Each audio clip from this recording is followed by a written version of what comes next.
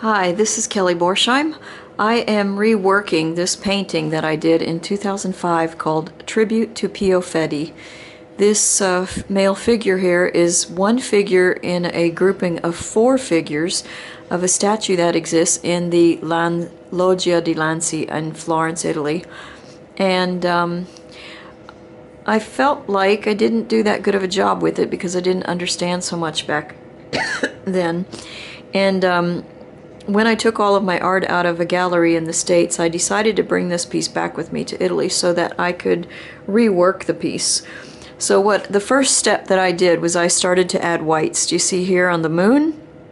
And you can see I'm looking for how the light hits the figure here, and I want to pump up the contrast. I want to make the lighting more dramatic.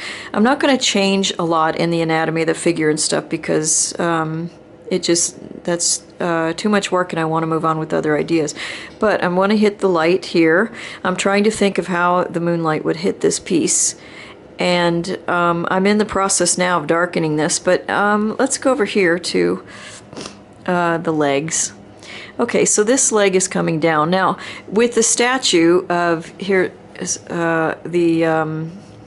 statue, here's a picture I took of the statue not too long ago, again to reacquaint myself. But you see how there's the figure?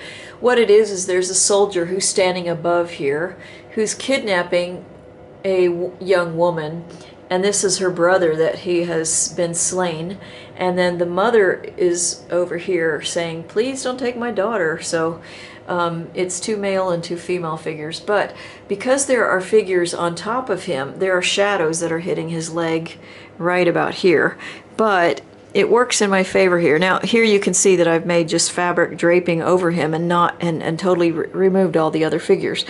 And I'll be coloring this because I realize that doesn't make any sense anatomically. I think it's part of the blanket, so I'll be fixing that as well.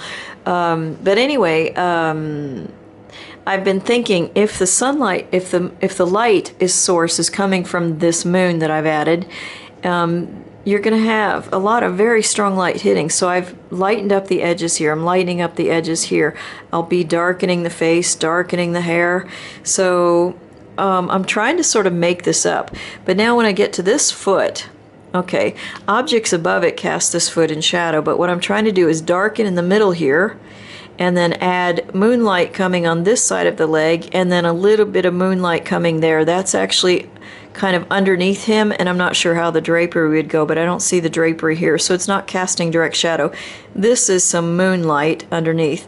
So anyway, I'm making this up again because I want the more drama. So this is what I'm working on. But you can see that another consideration I have is I've got moonlight hitting this side of a cylinder. You're going to have 2 lit edges, and then the back of the cylinder is going to receive the least amount of light here.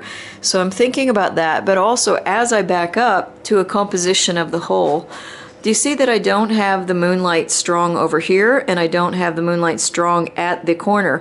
But of course, if the moon is receiving light probably from behind or maybe even from this direction, it's going to be lit in a different way. So you've seen the full moon, it's white all the way around, but some of this is a fantasy kind of thing. But also I want to think about leading the eye to travel. See this shape right here where it follows the light in a sort of a elliptical thing? That's what I'm interested in. So I don't want so much bright light happening here. I want the light to show there to distinguish the leg form from the thigh, but I don't want it to take over the point of interest of the painting. So there you have it. I'm going to keep working. Talk to you later. Kelly Borsheim, BorsheimarTs.com, BorsheimarTs.com. Thanks for following me. Thank you for your support. It's really helpful. Thank you so much. Ciao, ciao.